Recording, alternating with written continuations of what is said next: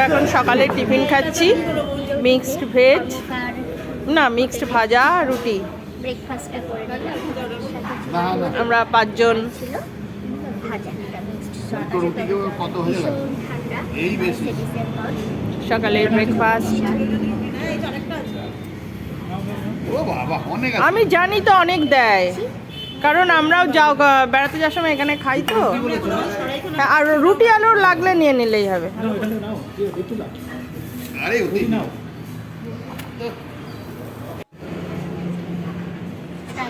আচ্ছা, এইটা আমি মুখ দিয়েছি। তোমাদের দুধ চা যাদের, তারা দুধ চা নিয়ে নাও। দেবাশিস দা ভিডিও করছি কিন্তু। আমি তো লিকার জানি।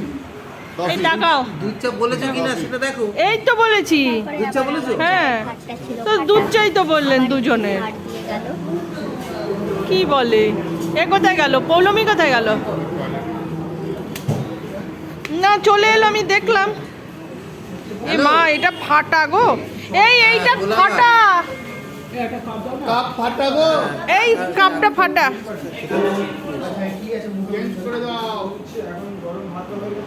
হ্যাঁ ব্যাগ ট্যাগ সবই ঠিকই আছে, ওইখানেই যা টাচ হয়েছে বাড়িতে। পৌলমি হাই করো। এইটা অসুবিধা হচ্ছে এত মনে হয় জ্যাকেটে, জ্যাকেটটা একটু পাতলা না হলে হয়। আমরা এখন বাংলাদেশি রাস্তায়, এখান থেকে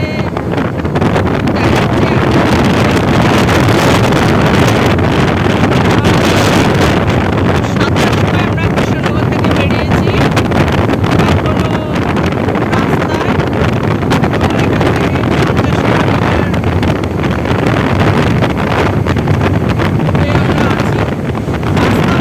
ভালো, একদম পরিষ্কার রাস্তা।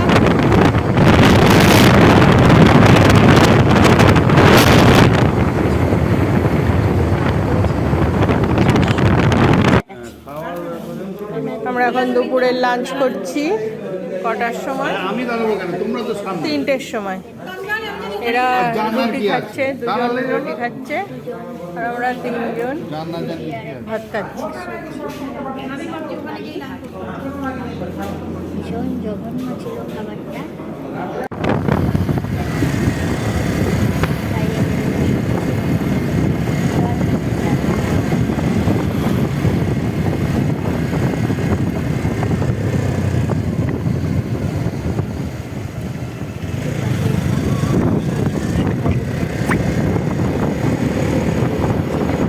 চেষ্টা করছি করার, দেখানোর,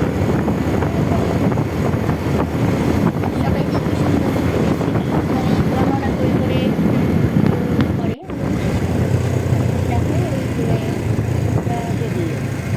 দেখো ঝুঁকু পাহাড়ের দিকে, ঝুঁকু পাহাড় দূর থেকে দেখা যাচ্ছে, দূরে দেখা যায় ঝিঙ্ক পাহাড়, সামনের এটাই ঝিঙ্ক পাহাড়। সন্ধ্যে ভাব হয়ে এসছে, সূর্য ডোবে, কিন্তু চারিদিকে অসাধারণ। ঝিঁকু পাহাড়ের দিকে দেখছি, চারিদিকে প্রচুর সবুজ। তারপর আমরা এক জায়গায় গিয়ে আমাদের গুগল কি হলো? দাঁড়িয়ে দিল, যেখান থেকে কি জানি? আর কোনো রাস্তা নেই। এইটা হেঁটে যেতে হবে। গুগল দাঁড় করিয়ে দিল, সেখান থেকে কোনো রাস্তা নেই, কিন্তু জায়গাটা ভারী সুন্দর। এরকম পথ হারিয়ে আমি আরেকবার ডুয়ার্সের ওখানেও একটা জঙ্গলের মধ্যে আমরা চলে গিয়েছিলাম। আমার দারুণ লাগছে জায়গাটা। লেগেছিল। আবার এটাও তাই, আমরা বুড়িবালাম নদী খুঁজছিলাম, খুঁজতে খুঁজতে এরকম একটা জায়গায় নিয়ে গিয়ে কি করছো তুমি? দাঁড় করিয়ে দিল। যাই হোক, খুব একটা মানে ভুল কিছুও দাঁড় করায়নি। তার পাশেই ছিল অনেকগুলি বাচ্চা ওখানে ঘুরছিল, ওরা আমাদের গাইড হলো। ওদের সাথেই আমরা বুড়িবালামের মানে নদীটা দেখতে গেলাম। আওয়াজ শুনতে পাচ্ছিলাম, হেঁটে হেঁটে যাবো এখন।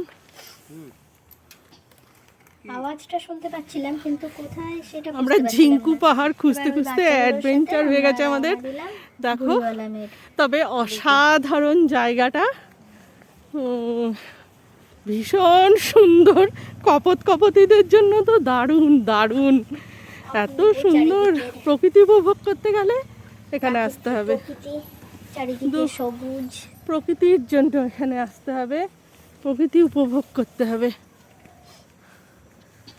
সাধারণ রাস্তা খুঁজে পাচ্ছিলাম না, বুড়িবালাম নদীতে যে যাব সেই নদীর রাস্তাটা খুঁজে পাচ্ছিলাম না। পাশে এরকম একটি বাড়ি দেখলাম, তা বাড়িটা তো অনেকবার করে লোকজন কাউকেই দেখা যাচ্ছে না। বাড়ির দরজাটা বাইক রয়েছে কিন্তু লোক ভেতরে, ডাকলাম তো আসছে না।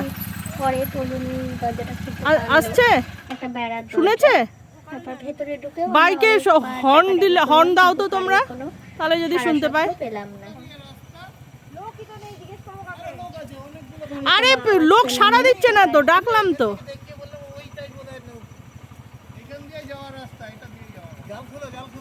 জাল কি করে খুলবো?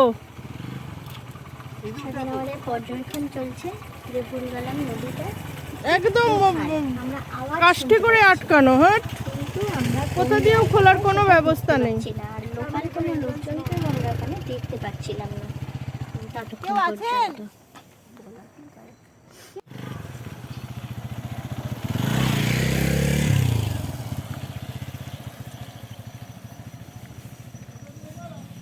আমাদের বাইকাররা হাঁটা দিয়েছে, সামনে একটি লোকাল মানুষের সাথে দেখা হলো। সে বলল এই রাস্তায়, এবং কিছু ছোট ছোট বাচ্চা ছেলে পেলে দৌড়ে এলো। আসছেন ওরা আমাদের পথ দেখিয়ে নিয়ে বুড়াবালা ঝান্ডা দেখতে নদী দেখাতে। যাচ্ছে আমার টিম। আওয়াজ এই তোমাদেরও ইচ্ছেটা বলে দিলাম আমি, কিন্তু কোন জায়গাটায় সেটা আমরা বুঝতে পারছি কারণ না। তোমার তো নাম নেই।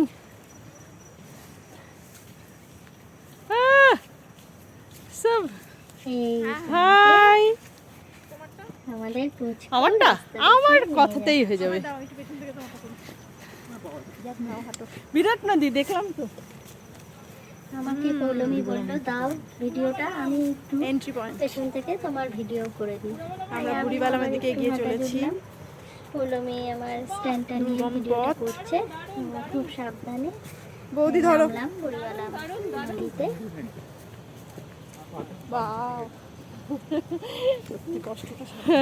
কষ্ট করে আসার পরে যখন দেখা যায় না, তখন সার্থক হয়ে যায়।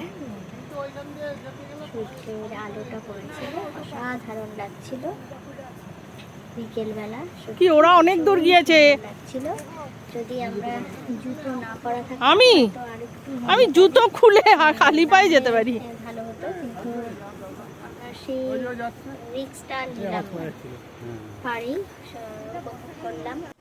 এটা হলো বুড়াবালাম নদী, উড়িষ্যায় এটা। আমরা সকালবেলা বেরিয়েছি। এত সুন্দর, এত সুন্দর, সত্যি সুন্দর, রাস্তা আছে, এই যে দারুণ করে ফেলেছিলাম ওই কারণে দারুণ। এই কত গাড়ি এসছে গো, দেখেছি। যাই হোক, দেখেছো গাড়ির গাদা। প্রাকৃতিক সৌন্দর্য হ্যাঁ, অতুলনীয়।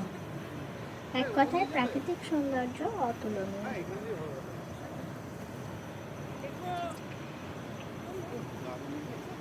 কলকল করে জলের আওয়াজ, আমাদের সেলফি তোলা শুরু,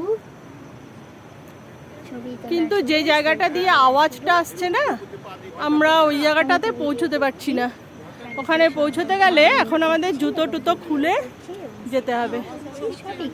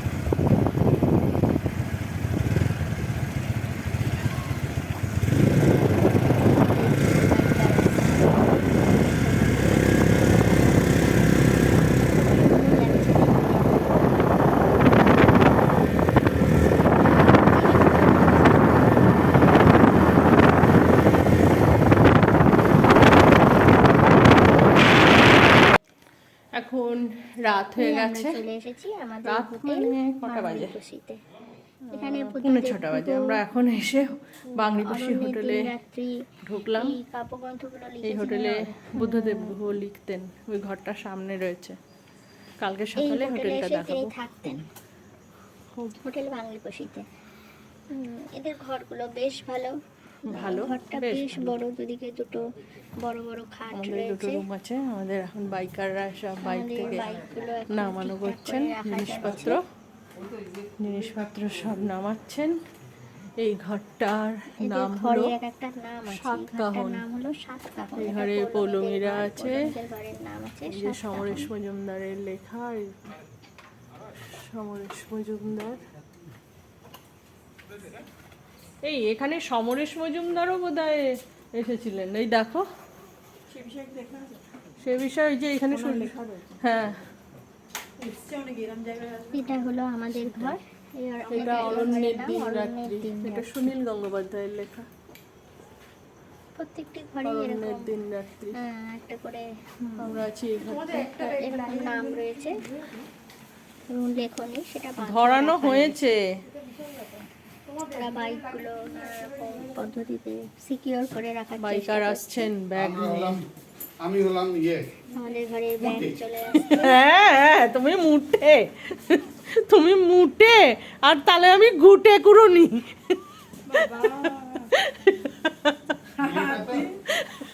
ইয়েটা তো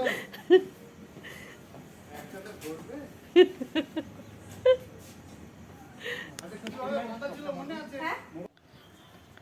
সকালবেলা দেখাই, দেখো এটা আমাদের ঘরটা, সামনে হোটেল। ফুল গাছ লাগানো আছে। রাত হয়ে গেছিল, রাতের সময় আমরা এসেছিলাম, তাই জন্য তখন আর তুলতে পারিনি। হয়েছে তুমি ঘোরাতে পারলে আমি বাংরিপোষি হোটেল, তাই তো এটা? খুব যে সাজানো এগুলো গোছানো ছোট হোটেল ছোট তা নয়, কটেজ। নতুন হয়েছে।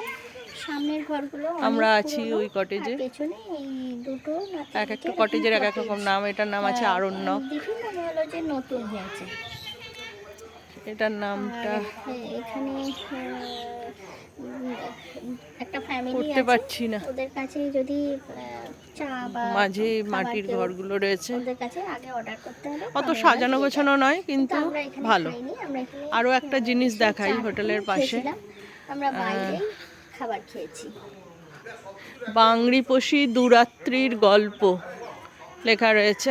আচ্ছা, আর একটা জিনিস দেখাই, সেটা হলো কমলা লেবু। ছিল অনেক কমলা লেবু ছিল। কমলা লেবু, কমলা লেবু, ওই যে কমলা লেবু। এখন গাড়ি বার বাংরিপোষিতে এসেও আমরা কমলা লেবু দেখতে কমলা পাচ্ছি। লেবু ছিল, কিন্তু আমি শুনলাম যে কমলা লেবু জিজ্ঞেস কত করলাম কমলা লেবু লেবুগুলো কি হয়েছে, মিষ্টি, বললো না খুব টক, অনেক লেবু হয়েছে। ভীষণ টক কমলা লেবু। এই লেবুগুলো গাছটা টক না পুরো মিষ্টি? কমলা লেবু হয়ে আছে। টক চাটনি খাওয়া যায় না?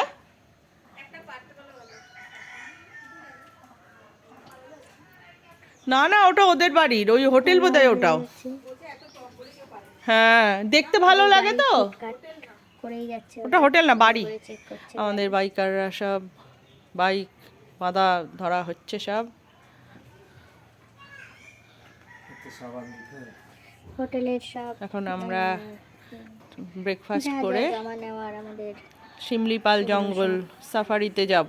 করছে সৌগত। এটা হলো সকালের ব্রেকফাস্ট। ওরা খাচ্ছে ব্রেড বাটার। না, ও পুরি সবজি খাবে, আর খাবে এক জিনিসই খাক টোস্ট না। এই যে আমাদের তিনজন খাচ্ছে ব্রেড বাটার, এই ব্রেড বাটার আর ডিমের অমলেট, আর এখানে আছে পুরি সবজি। উনি খাচ্ছেন, আমিও খাবো। আরে দেবাশিস দা ব্রেড লুচি, ঘুগনি, ডিমের অমলেট। এবার আমাদের এখান থেকে যোশীপুরের দিকে রওনা চেকিং করে আমরা চেক আউট করে আমরা এখন বেরিয়ে যাচ্ছি যোশীপুরের দিকে। নেক্সট ভিডিওটা আবার আমি পরে আপলোড করে দেবো।